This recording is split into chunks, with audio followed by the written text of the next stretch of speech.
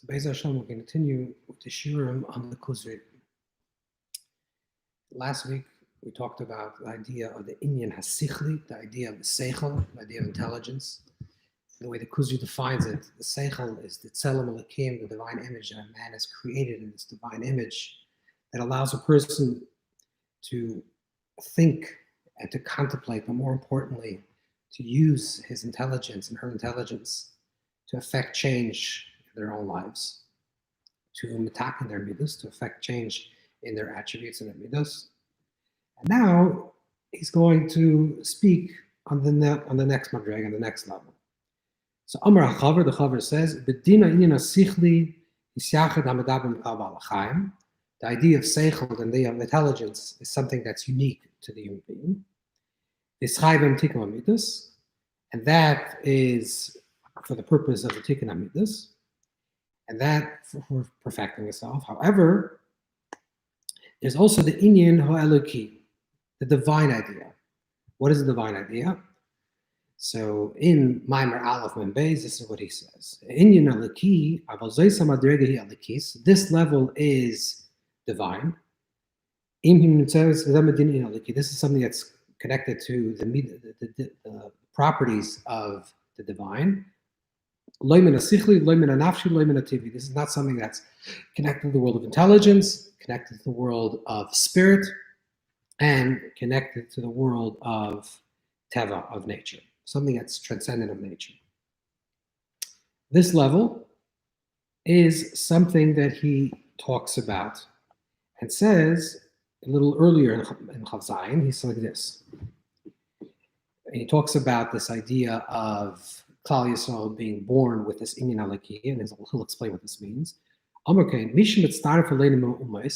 Someone that attaches themselves, connects with us, connects with Klal Yisrael, and enters into a proper conversion.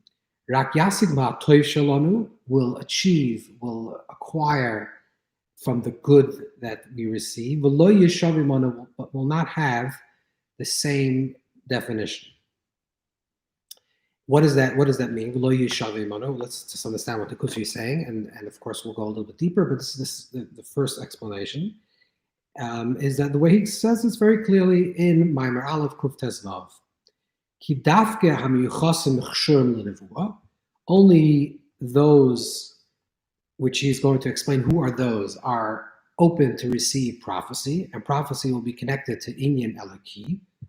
Vizulasam tachlisam, however, the others, tachlisam, the end and their objective, their final objective, sheikablu mehem sheyu chasidim v'chachamim v'lo neviim, that they should be pious and wise, but not prophets.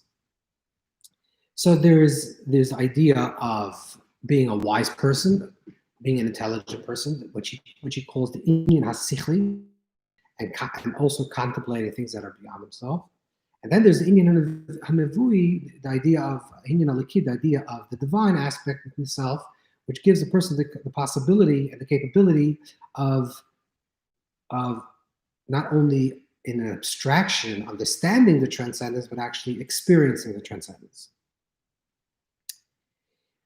So let's read a little bit what he says. So he says like this. So he's saying basically that this property of inyan alaki is specific to Klal Yisrael, and even someone that enters into Klal Yisrael does not experience the same truth. And he says why? If the obligations and the connection to Torah would be because Hashem created us, because of creation story, then everyone would be equal. Because everyone is Hashem's creation. But the Torah is because He took us out of Egypt, Hashem took us out of Egypt, which is part of the history. Remember, what the entire idea and theme of the Kuzari is that we experience Hashem in the Haviyah, in the presence of unfolding of history. So Klal Yisrael were taken out of Mitzrayim, and then he says, so part of that journey, and therefore there's a distinction, whoever was taken out of Mitzrayim. But then he adds, so because we are the people of Segula, we'll talk what that word means, I'm Segula, and what this means to the Kuzari. Shanachna school of Bnei Adam, because we're the school of Bnei Adam from amongst men, from amongst people. So what he's basically saying is that Matan Torah, normally we think that when does Klal Yisrael become when do we become a nation? When do we become a people? And when we become an Am Kaddish? When do we become an Am Skula? That's by Matan Torah. That at Matan Torah, V'yisrael Am Skula, Hashem makes us into Am Skula. Asher B'chabanu, there was a choice in Klal Yisrael. Asher B'chabanu, like the Alter Rebbe writes in Tanya, B'gufenu, in our guf, that there was a choice in Klal Yisrael. These people, Klal Yisrael became elevated. However, the Kuzari is saying something a little bit different, or tweaking this idea, because he's saying, Mipnei Shanachnu Hasgula B'nei Adam, that the reason why we were chosen at Matan Torah, the reason why there was a Asher B'chabanu at Matan Torah was because originally we were already Mipnei Shanachnu Hasgula B'nei Adam, which means that there's something that predates this. That sort of Matan Torah and the going out of Egypt is a continuation of a previous event, and because of that previous event, therefore, Hashem took us out of Egypt and gave us the Torah. What is that? So let's read a little bit what he has to say. So Maimer al-Sadik, he explains like this. Explains that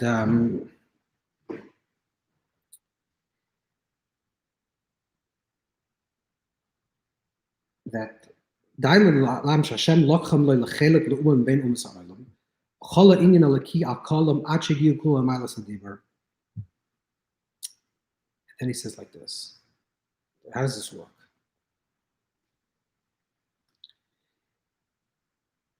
That when Adam Rishon was created, Adam was created, and Adam was created with Inyan Eloki. However, and this is called Bnei Elokim, the children of Elokim. V'hoyle bonim rabim. V'loy hayim hem royali is b'makom Adam elahevel. However, this property, I will call this like a spiritual gene, was inherited not by all his children, but only by Hevel.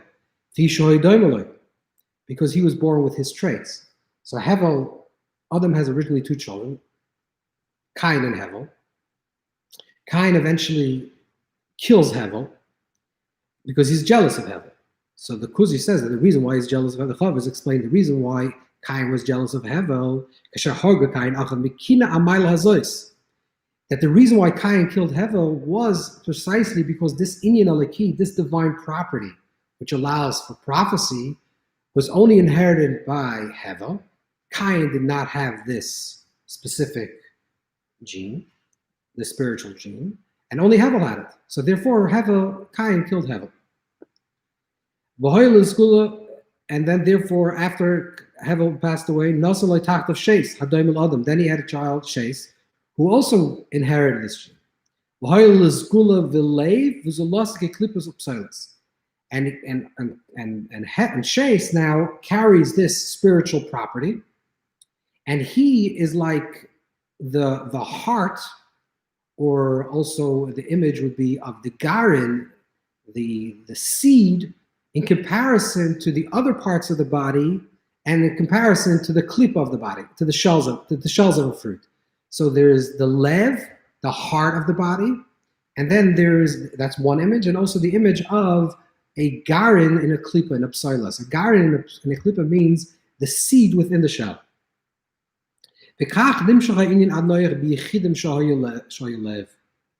This continued, this unfolding, where one child inherited this inyan alaki, this property, this quality. This continued to Noach, unfolding, where one child inherited this inyan alaki, this property, this quality. This continued to Noach, from one generation to the next. And from the Chacham of Yecholos, which is saying and the people that had long life. So when the Torah describes different characters in the Torah, at the beginning of Bereshit, when the Torah describes different characters that lived a very long life, and it mentions them by name. So the Kuzari says that the reason why these specific people are mentioned by name And also the reason why these specific people have a long life, which means in contrast to other people, it wasn't something that was ambiguous that everyone had a long life, but specifically these people, because these were the carriers of this spiritual quality. And this is in fact also the Moira Revuchim, the Ratmam in Chelik Beis Mem Zayin, and the Moira also brings down the same idea that when the Torah talks about the long life of people in the beginning of the narrative of creation, it doesn't mean that everyone lived this long life, but those people that are mentioned are distinguished for having a long life. And this is the way this went on from Avram, from other Rishon until Noach, and then from Noach, it reaches further for next generation. Next generation, the Ivri, Ve'ever Skul Hashem, Hashem Skul Noach, and this goes through the generations. Then the schools of Avram are called Bon of Yitzchak. This quality that was given over to Avram now was given over to Yitzchak. The school of Zu, and then this quality that was given over to Yitzchak, then was given over to Yaakov, to Yaakov, and from Yaakov, this now becomes the quality of the entire people of Klal Yisrael. In other words, there's some type of, it's hard to call it this way, but we'll call like a spiritual genetic pattern here, where certain genes are recessive, certain genes don't show up by certain children, certain children look like their parents, look like their grandparents, etc. So there's a recessive gene, the idea that it's some type of spiritual dynamic over here as well. And in the beginning of the Torah, where it's talking about specific people, where it's mentioned Chanoich, Mesheselach, Noach, Adam, where it's mentioned these people and defined as unique people or tzaddikim. This is because they were a carrier of this Inyan Aliki. So it was a selection. It was talking about the Yerusha of the Yechidim. Then after Yaakov, this quality went from Avram to Yitzchak to Yaakov, but then this quality went to a Yerusha Sa'am, not a Yerusha Sa'yachid, not inherited by an individual person, but inherited by the collective. That all of Klal Yisrael now have this Inyan Eliki. This is what he's establishing this concept. The only question is that we have to ask before we go a little further is what happens? Why specifically after Yaakov does it all of a sudden develop in a way that now this becomes Yerush Saklal, becomes part of the collective? That the collective now, all the children, all the Bnei Yisrael now have this Inyan Eloki. Avram Yatzim Menu Yishmael, Yitzchak Yatzim Menu Esav. So we have this idea, and even though Esav is Yisrael Mumar, but we have this idea that he's not carrying this Inyan Eloki. And now Yaakov is Mitas Shlema, his entire bed is complete, which means that all his children now, even Yosef and Ephraim and Manasseh, the children that were born in Egypt, are also part of Klal Yisrael, and now all these descendants will have this Inyan Eloki. What's switched from going from a prat to a klal?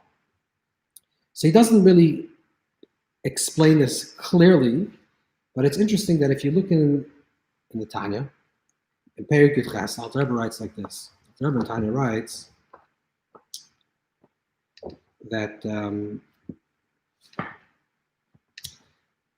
Alter Rebbe writes that we have this idea of an Ava Musateris, that this hidden love that a Yid has for Kadosh Baruch Hu, which comes from the Nefesh Hashemis B'Yisrael Hochel Kalakal Mal Mamash. So there's an Ava Musateris, and he says that Afilu Shkal Shel B'Kalim, even someone that is completely distant or apparently distant on an overt level, someone that's completely dissociated from Klal Yisrael, still this person, this Ava will awaken. Because this is an Ava that is a Yerusha, that is an inheritance from our ancestors, from Avosenu. From Avraham Yitzchak Yaakov, because in Karim Lavis on the Shloish, that Avraham Yitzchak Yaakov are the Avos, are the ancestors, the patriarchs. So Yerushalayim Avosenu. But why? So it's not like the Alter writes this, but if you can tease it out from the words of Alter, he writes this: Ki Avos heinem merkava va'alkein.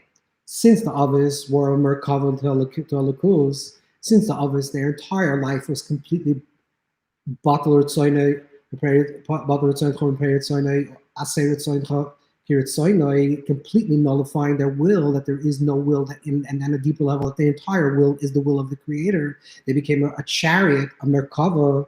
A merkava means that that wherever the rider goes, that's where you go, and you're just a chariot that's that's been ridden by the master of that's riding the horse.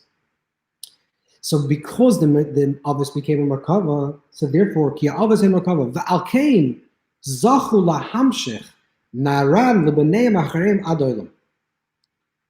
Therefore, they merited that they inherited this quality, which the Alter Rebbe speaks about in terms of the neshama, but it's connected obviously to also the inyan aliki, maybe not the same thing, but it's connected certainly to this idea. It becomes a nachlas haklal.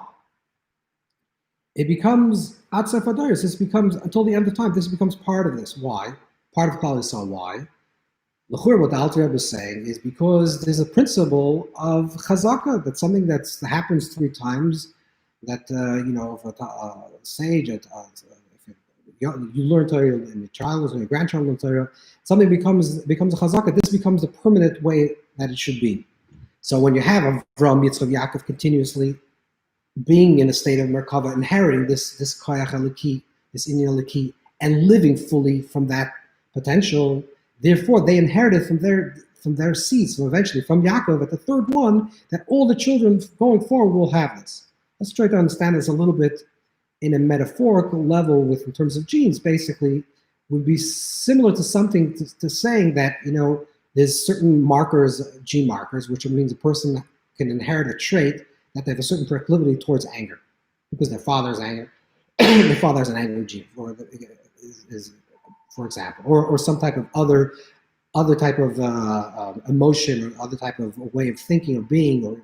So this is something, and then a person has a choice, which is, do you turn on that marker? Which means even though you're born with this certain proclivity, you're born with a certain nature and this tendency towards this aspect, and toward this trait, you actually have a choice, a free choice, whether you're going to turn on the gene or you're not going to turn on the gene through your own choice. And if you live your life in autopilot, automatically that gene will be turned on. However, if you don't turn it on and it becomes a dormant gene, and you do it 1 generation, then your son doesn't do it, your child doesn't do it, and your 3rd generation, over the course of time, that gene becomes sort of eradicated, or certainly very concealed and very abstract. So what the idea is that when something is activated over a period of many generations, so you have Avram, then Yitzchak and Yaakov, it becomes a chazaka. So now it's not only moving from one, because let's say Noach also had the inyan aliki, and he had Shem, Cham, and Yafes, but we don't know that it continued for 2-3 generations, and certainly not in the way of a merkava. Ushaselach or Adam, we know that they also had the inyan aliki, but Avram, Yitzchak, and Yaakov, which is a continuous process, that 3 generations consistently activated this spiritual quality within themselves and revealed it and lived it in an open way, then it becomes the nachas haklal. Now from that on, everyone that's born with this, in this stream, will have this inyan aliki in a level, at least on the Ava Mesoteres level, at least in a hidden way, and much more easily activated. So this is what seems to be what the Kuzari is saying.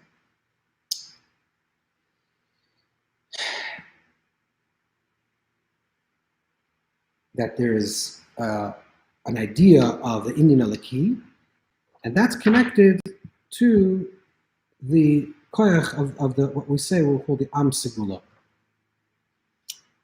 Now, before we get a little bit deeper into this, we have to understand that the Kuzari himself, the Sefer Kuzari, was originally written in Arabic.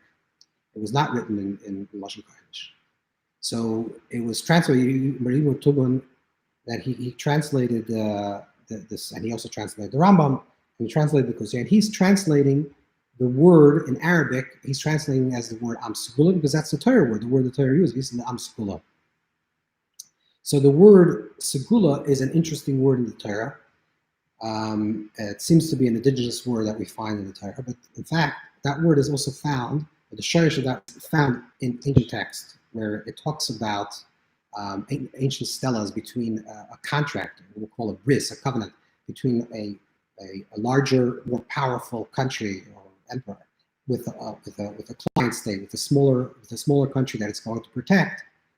the word that is used is SGLT, sklut, which is connected obviously phonetically to the word segula. But what's interesting about that word is that word means both distinct and unique, like signaled out, maybe signal that connected to the word segula, something that's signaled out, but also subordinate, which is that there's a higher power, someone that's more powerful, enters into a pact with someone that has lower power, that they're going to protect this lower power, this country, militarily or economically, whatever they're going to help that smaller client state, but on the condition that the smaller state will actually subordinate themselves towards a higher power. So this is interesting that the word bris, the Torah uses the word bris in the covenant. We entered with HaKadosh Baruch Hu, we entered into this covenant. It's also similar to this idea, is that we are entering into a covenant with the superpower of the world, and that's the way we become a segula. So we're signaled out and we become unique, but we're subordinate. Now, the original word in Arabic, the way it could be translated, it's translated as segula, because that's the classic way the Torah would translate it, is that it can also be translated as nifchar, which means chosen, or also nivrar, which means sifted out, or something that's more refined, which is going to be consistent with what the theme of what the Balakuzri is, the Chaver is explaining, is where this gene that originates from Adam is passed from one generation to the next, and it's sort of nivrar over generations until it becomes a nachas hakal of Klal Yisrael. Before we continue, is that the idea of this quality, we say this inyan aliki, and the way the Balakuzri, the way the Chaver explains it, is that this quality is connected to, in an image, in a metaphor, it's similar to the lave to the ivar, the heart that's connected to the body, or similar to the garin that's connected to the peri and the klipas apri, and the shell of the garment, and the psilus of the fruit. So there's a relationship. We can't call it a strict superiority idea where one is higher than the next, but one has a different mission than the other, and the mission, so to speak, of the heart is to give life and to give blood and to give energy to the entire body. So it receives from the body. This has to be like a symbiotic relationship where there is a healthy relationship between the heart and the entire body. The heart could be a very healthy heart, but if it's not pumping its blood into its right directions, and it's not enlivening the entire body, then it's not doing the function of the heart. The same thing also with the garin and the klipas apri. The garin, the seed, and the shell of the pri. The garin, the seed, is the root of actually the shell of the fruit eventually, and the shell of the fruit protects the garin, so the garin can produce, the seed can produce even more fruit. So there's a relationship. So this is when it talks about Klal Yisrael as being, and I'll eventually talk about Eretz Yisrael as the top of our artists, we talk about Klal Yisrael as being the lave, the heart, which means that Klal Yisrael we're created with a divine mandate of purpose, and we're signaled out, and I'm segula, to be the heart of the world, to give to the world. And when we say Shema Yisrael, Hashem Elokeinu, Hashem Echad, like Rashi brings down from Sifra, that the Shema Yisrael, Hashem, that is Elokeinu now, that Hashem, that is our God now, the ultimate objective is that it should be Hashem Echad, that Hashem's presence should be recognized by the entire world. That all the nations of the world should see the presence of Hashem in this world. Like the Rambam actually rules, lahalacha, it's Moshe Rabbeinu, that Moshe Rabbeinu was commanded to transform the entire world. That means the Klal Yisrael has to be the heart that gives out direction and spirituality and ruchnius and the awareness of the Achdus Hashem to the entire world. Okay, now let's go back. This is a side note, but let's go back to the Kuzari where he's talking about this idea where he says, which is very interesting, the way he says it, is that Klal Yisrael was chosen at Matan Torah, and therefore, because we are the school of the Bnei Adam. Now we can understand what the Kuzari is saying. What the Kuzari is saying is that the reason for Matan Torah, if we can say that there's a reason for Matan Torah, but somehow to understand why did Klal Yisrael receive the Torah?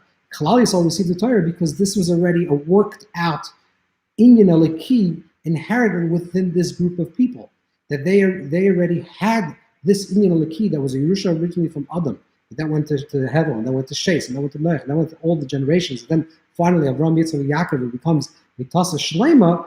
Then these people, because they have the inyan eliki, therefore they can experience Matan Torah, and they can see the Panam Panam Dvar Hashem. They can actually experience Alech Hashem Lekecha. They can see the experience of Matan Torah. So this is interesting.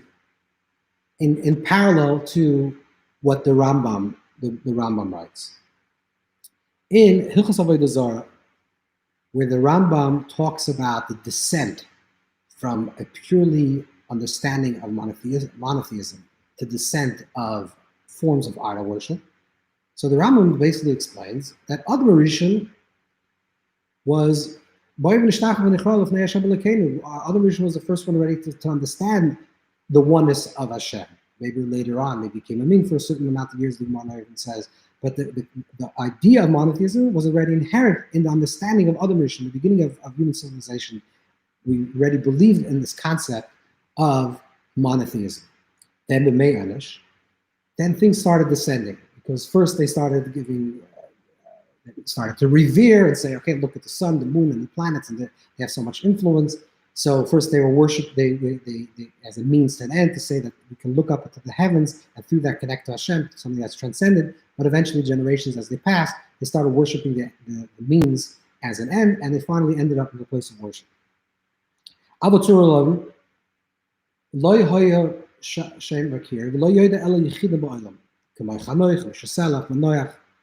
then the Rambam says that from the beginning of Adam Rishon until Avram Avinu, there were yichidim, there were individuals that knew this truth, this understanding, and this connection, this connection with Hashem. And this, as moving from a singular and a yachid, an individual, until the pillar of the world, Avram Avinu, Bereshit Bara, Behebar, Avram, this idea of Avram is the Amud Ha'olam, the foundation of the world. And the Rambam goes into explaining how Avram Avinu, at the beginning of his early years, only 3 years old, finally 40 years, he years boy, finally came to understanding of Hashem's presence and awareness of the Creator. And then he says he starts preaching, he starts debating with the people of Kasdim, he says, and he writes books, and he publishes books. Until the point where Avram becomes a massive spiritual leader and a great debater, and he has many, many thousands of people under his wing, and he's teaching them about the Achdus Hashem, the oneness of Hashem. Yitzchak teaches, and he teaches it to Yitzchak. Yitzchak teaches it to Yaakov. Yaakov teaches it to his descendants. Until it becomes a point, until it becomes a point where it becomes an entire nation that knows of Hashem. However, after the descent into Egypt, and it almost disappeared. There was only a few people that had this awareness in Klal Yisrael, the Shevet Levi, etc. But it wasn't the Nachas anymore. Halal Avodah Zarah, we were idol worshippers, just like the Egyptians were idol worshippers, and the collective lost this attachment to the inyan eliki. Because of the love that Hashem had for us, and to keep the original promise that Hashem had with Avram Avinu. So therefore, Hashem took us out of Egypt. We were taken out of Egypt, and we were given the Torah. So it seems what the Rambam is saying, or suggesting, that there's some type of unfolding where this precept of monotheism was already understood by Adam. Then it became more a collective understanding through Avram. Avram gave it to Yitzchak. Yitzchak gave it to Yaakov. Yaakov gave it to his entire family. These were a people that understood, and when it came out in Torah. So even though the Rambam would clearly say that the reason why we keep mitzvahs. Okay, sorry, let's see one other thing what the Rambam writes in the Hilchos Malachim. The Rambam in Hilchos Malachim Perek Tes. That was Hilchos Avodah Zarah Perek Aleph Beis Gimel. Al Shisha Dvar Mitzvah Adam Rishon. The Rambam was talking about the seven mitzvah, the seven laws, and saying that Al Shisha Dvar Mitzvah Adam Rishon. These are the 6 things that Adam Rishon was commanded. And then it continues like this. Then Noach was added, the Torah adds, Hashem gave him another command, which is Even Marachai. You're not allowed to eat things Even Marachai. Then so that was totally of 7. 6 to Adam and 1 to Noach, so we have a total of 7. This is the way of the world until Avram appeared. Ba'Avram, v'nitztava Yisrael al Eila b'milah, hu yispal shachos. Then Avram came along, and he was commanded to circumcise himself and his family, Bnei Beisa, even also the Bnei Keturah, like the Shittas HaRambam. And he also prayed, he also davened Shachos. Yitzchak gave Fish Meiser, Yitzchak also gave Meiser, he tithed, and he davened Kisuf Mincha, and he davened also in the evening, which is Mincha. Yaakov Hoysav Gidanasha. Yaakov came along and had the new mitzvah, they don't the sciatic nerve. So therefore, that's Yaakov Hoysav Arvis. Then the Rambam continues. Ubi Mitzrayim, Nitztava in Mitzrayim, Amram had new mitzvahs. So Avram had a new, Noach had a mitzvah over Adam, Even Nachal. Avram had a new mitzvah, which is Milah, and he also davened Shachas. Yitzchak had a new mitzvah, which is Meiser, and he also davened Mincha. Yaakov also had a new mitzvah, which is Gidal Asha, and he also davened Meir. Then, in Mitzrayim, Nitztava Amram b'mitzvahs Yiseres. Then in Mitzrayim, he had more mitzvahs. Amram was commanded new mitzvahs. Amram was the father of Moshe Rabbeinu. Ad shebo Moshe Rabbeinu v'neshama soyer al yadeh. Until Moshe Rabbeinu came and the Torah was completed. In other words, what the Rambam is saying is that there's some type of spiritual evolution to Matan Torah. The Matan Torah didn't just happen in a vacuum. That the reason why Klal Yisrael received the Torah, sort of, and almost what the Rambam says, the Neshama Torah al Yodeh, that the Torah becomes complete through Moshe Rabbeinu, is because they're already keeping the Torah. Noach was keeping the Torah, then Avram was keeping it a little bit more. Besides the idea that Avram actually Nitna, besides that idea that the Gemara says in Yuma, and Yosef was Yeshiva, Yitzchak, and Yaakov, besides that idea, that clearly there was another mitzvah, practical mitzvah, not filling with the maklos, but there was actual physical mitzvah that was added. So Avram had a mitzvah, Yitzchak had a mitzvah, Yaakov had a mitzvah, Amram had more mitzvahs, and Moshe gives the entire, through Matan Torah, through Hashem, gave the entire idea of mitzvahs. Now, it does not mean that we keep the mitzvahs because what happened to Avram, Yitzchak, and Yaakov, that's the purpose. In fact, even though we say Lachnisas, Avram Avinu, but Nitna Torah is Chach Halacha. Nitna Torah is Chach Halacha means very clear that we do the mitzvahs because we were commanded in Matan Torah. Like the Rambam and Pirush Mishnayos Chulin, where Zayin writes, because what happened, we don't need even Rachai because what happened to Yaakov. And because Avram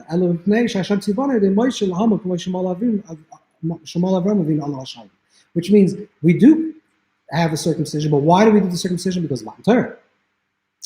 However, when we're doing this surah of this mitzvah, this form of this mitzvah, for example, the idea of circumcision, it's similar to the circumcision that was done with Avram Avinu. So therefore we can say, Lachnis brisa shel Avram Avinu, but we're not doing it because it's a brisa shel Avram Avinu. We're doing it because Nitna Torah is Chach Halacha, we got Matan Torah. So there is an hemshech, there's a continuation of mitzvahs. Like the Kuzari who talks about a hemshech of a spiritual quality, the same thing also, what the Rambam will talk about is a hemshech of mitzvahs. And mitzvahs in the Rambam is what really quantifies a person that belongs to Klal Yisrael. When the Rambam at the end of Hilchos Shabbos says that a person that's over Shabbos b'mezid, lahachis, whatever, however you understand, and it's the Rambam, the language of the Rambam is hareza goy gomor, because the mitzvahs, of course, is a quality of a yid. But in terms of his relationship to Torah mitzvahs, that if a person is chas v'sholom separates himself from mitzvahs, so he's a goy gomer. So in the world of mitzvahs, one mitzvah and another mitzvah and another mitzvah, and it's continuously progressing. In the world of the Kuzari, in the world of Yehuda Alevi, in the Chaver, the way it's expressed in the Chaver, is that it represents some type of spiritual quality that is inherent that you have it because your father had it, and your mother had it, and your grandparents had it. And this is the way something gets happened. It goes back to Bnei Avram, Yitzchak, and Yaakov. We're the children of Avram, Yitzchak, and Yaakov. Because we're the children of Avram, Yitzchak, and Yaakov, the Yerusha Lanam Avosenu becomes a Yerusha from our ancestors. Now, what happens with Ger? Now, what happens with someone that becomes part of Klal Yisrael, becomes a Ger? So if you look at the Rambam, just to contrast that, the Rambam in the famous letter in Igeres Tshuvas of Avadia Ger,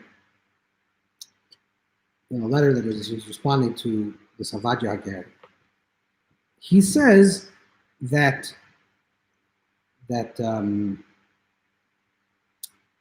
Kol Mishi is Gai Atsev Kol Adoris, anyone that goes through this process of conversion till the end of time, he's Talmidav Shel Avram Avinu B'nei Yisrael. L'kul mechzim. Shem shnichas an shel Yosef v'nodai ka'chiser kol hasidim l'zgai v'tzvas shesidas bonav v'zmei Yisrael. Nimtza Avram Avinu av l'zayra ksherim halachim d'rochav av l'talmidav. That a ger can say lav v'seinu or shechalta lav v'seinu, etc., because a ger is a son of Avram Avinu. Like the Rambam writes in the Hilchos Avodah Zarah, that Avram, that Avram, many people gathered under the canopy of Avram, and Avram taught them the Achdas Hashem, the oneness of Hashem. So he says that a person that dedicates their lives and commits themselves to live api halacha, to live like a Yid, this person can be misyachs himself to Avram Avinu. And this is also brought down la halacha. There's a Mishnah, and he brings it down. There's a Mishnah in Bikurim. The Mishnah brings down in Bikurim, Hager Meidi Ve'enokar. When it talks about the laws of Bikurim, it says the ger, when you have to bring this new fruit, it says that the ger, the convert, brings but cannot read, cannot say, because he cannot say Aram Eloi V'Avi, he cannot say this. He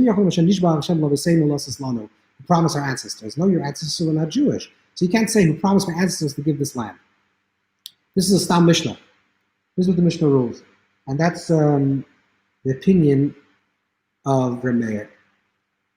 However, the Yerushalmi, and this is what the Rambam quotes this Yerushalmi, says, Rameir says, that he says, Yehuda says like this, that a ger could bring Bikurim and also be koireh. I can also say these passages, because when it says in the pasuk Avad Moin Goyim Saticha, that your name will no longer be Avram, but your name will be Avram. What does that mean? That your name will become Avram, which means that you will be the father of all people. Which means that any person that commits himself to live like Talmid Shel Avram Avinu and to live like a person of Klal Yisrael, his ancestor is Avad Moin Goyim, his father is Avram Avinu. And this is not only something that the Rambam writes in Geras Rambam, but he actually quotes his lalacha. This is what the Rambam rules, not like the Stam Mishnah and Hilchos Bikurim. The Rambam rules tackle like this. The Rambam rules that make it Bikurim. This is one thing. Then he says something even more. He says, don't think that your yichus, where you come from, is okay. You don't have the same yichus, you don't have the same zaydis and babas like other people. Where do you come from? So he says, someone that's born into Klal Yisrael is Misachas Avram Yitzchak Yaakov. Their ancestors come from Avram Yitzchak Yaakov. But you're a child of God. Your yichus is a Kadosh Baruch Hu. So this is a very strong line.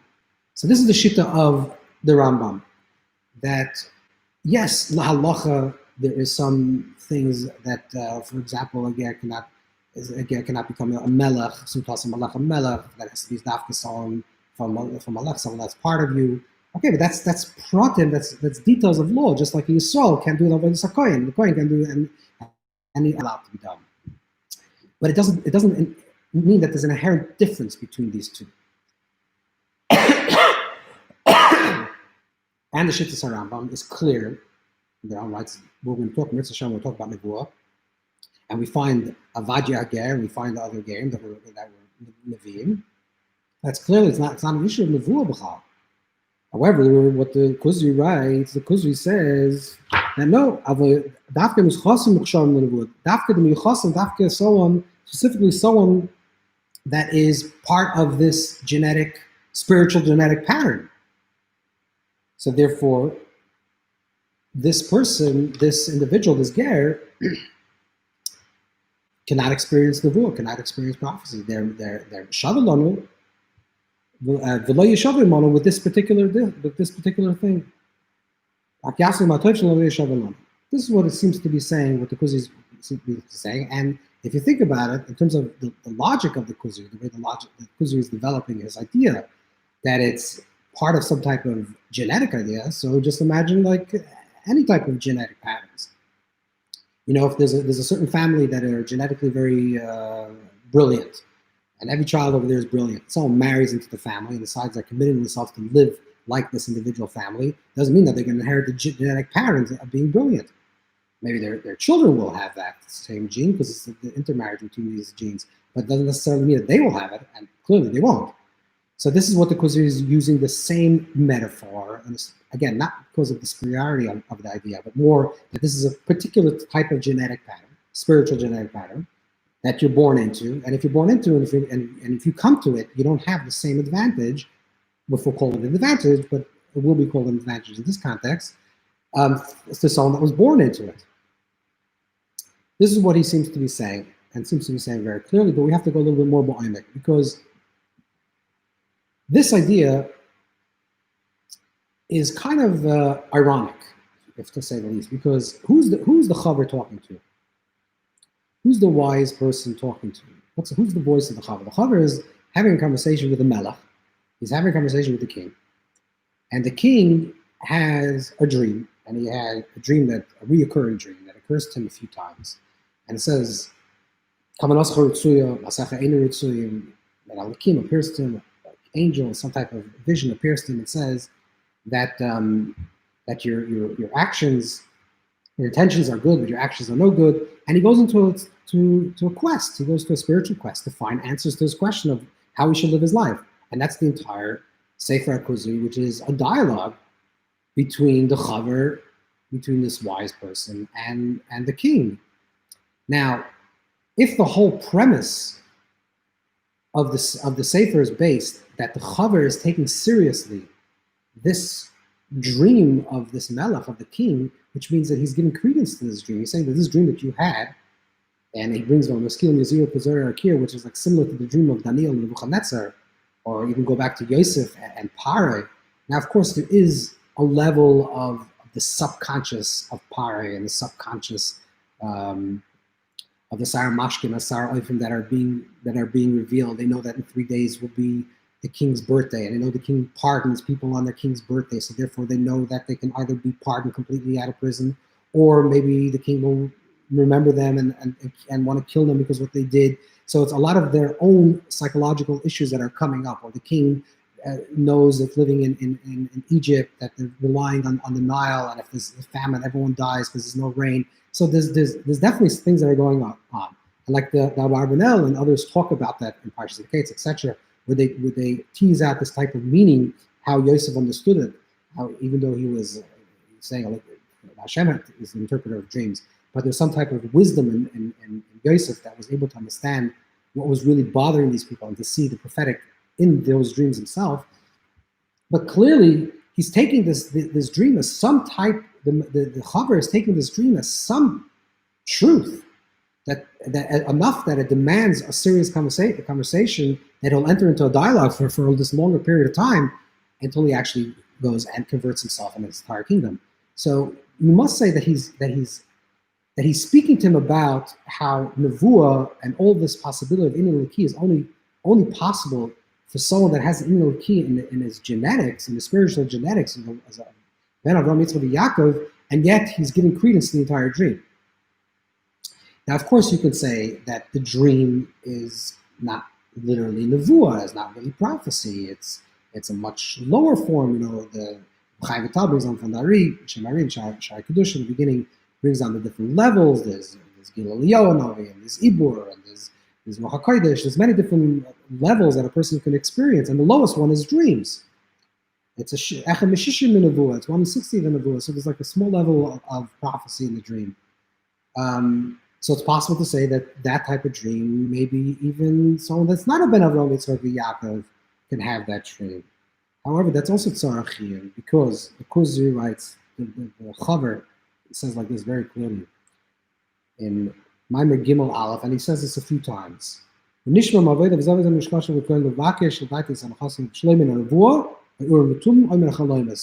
about some type of prophetic prophecy, some type of prophetic idea, he'll say that it's either in a form of complete prophecy, or through the Urim Tumim, or the idea of a dream. So he lumps together that the idea of prophetic dream is certainly connected to Nevuah. So if it's connected to Nevuah, how is it possible that this person is experiencing Nevuah?